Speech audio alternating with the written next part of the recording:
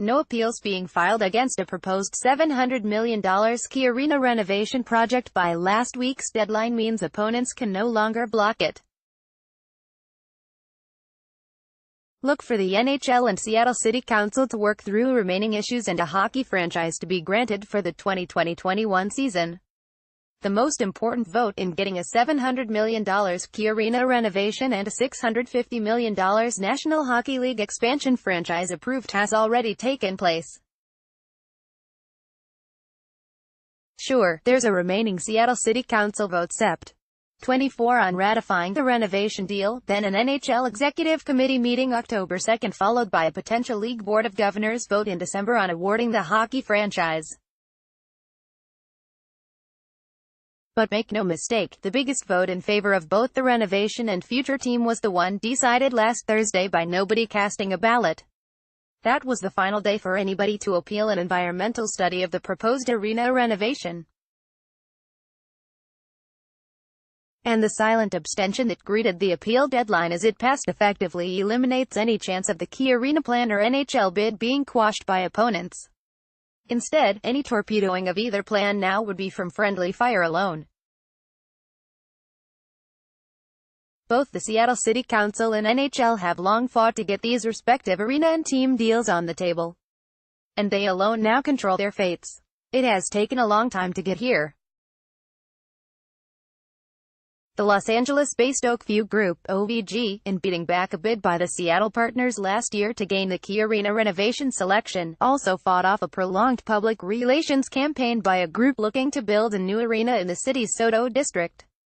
You could sense the relief Friday at a meeting of the City Council's Select Committee on Civic Arenas.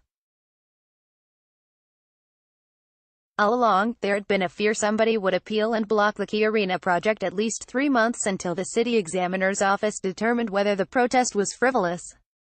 OVG built a 3-month contingency into construction plans to deal with a frivolous appeal, start work in December and still finalize the renovation by the October 2020 start of that year's NHL season. But a more serious appeal, involving issues directly impacting local stakeholders, could have delayed things longer and the NHL launch until at least October 2021.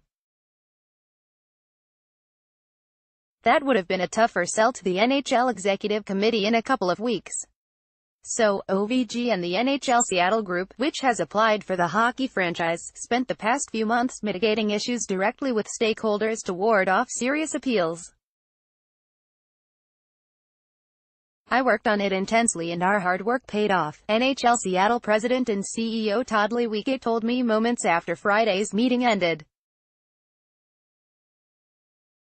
Lewicki said the lack of appeals means years of local arena frustration are about to end. 7 of 9 council members attended Friday's meeting and unanimously pushed the project forward, meaning any chance of the September 24 vote going against it seems non-existent. We'd heard a lot of good luck with the city when we started out, Lewicki said. But we've rolled up our sleeves and we've worked with them.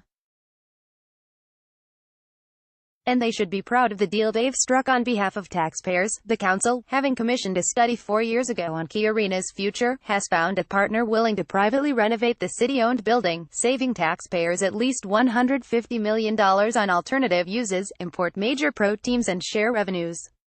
The NHL, having long prodded this city to get an arena, with Commissioner Gary Bettman meeting personally with elected officials here in 2014, will finally have its desired U.S.-based Pacific Northwest Gateway franchise. Given our region's years of underfinanced arena plans, unfulfilled promises of teams and vanishing investors, both the NHL and Council are understandably still leery.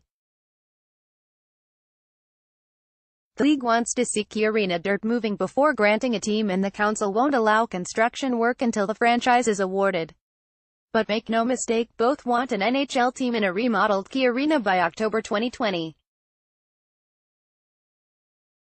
The council is protecting itself in case the NHL gets cold feet over a potential lockout in 2019 and delays awarding the franchise. But that won't happen. Even an NHL owner preparing for a lockout would prefer their $23 million cut of Seattle's $650 million expansion fee right now to help ride out any future work stoppage.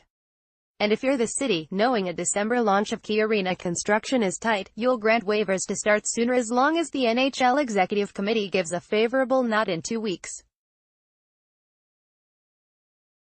Not once has the league's Board of Governors voted down an expansion recommendation by the Executive Committee. City Council member Sally Bagshaw told me after Friday's meeting there's flexibility in the construction restrictions if the NHL sends the right signals. The council, she said, wants this renovation and a revenue-generating NHL team as quickly as OVG does. We're partners now, she said. So, we aren't going to do something that goes against our own best interest. The council requiring a team before allowing construction, even as a soft restriction, also could head off future attempts by entrepreneur Chris Hansen to obtain part of Occidental Avenue South from the city for his stalled SoDo project. Hansen's prior deal collapsed largely because he failed to demonstrate he could land NHL or NBA teams, forcing Hansen to show proof of a team before the council would consider vacating Occidental, and reviving his SoDo plan would likely eliminate years of unnecessary political squabbling. If Hansen proves he can bring a team in, with a commitment from either league, that's different, and his street application could be revisited. But given the city is about to approve the equivalent of a new arena under the existing KeyArena roof, the onus is now on Hansen and his supporters to demonstrate either league would side with him at a different venue. Up to now, they haven't. Right now, there's one arena plan with money to start construction and owners willing to pay for a team as soon as the NHL agrees. After last Thursday's no-show by opponents, the only people who can stop it are the ones most wanting it to happen.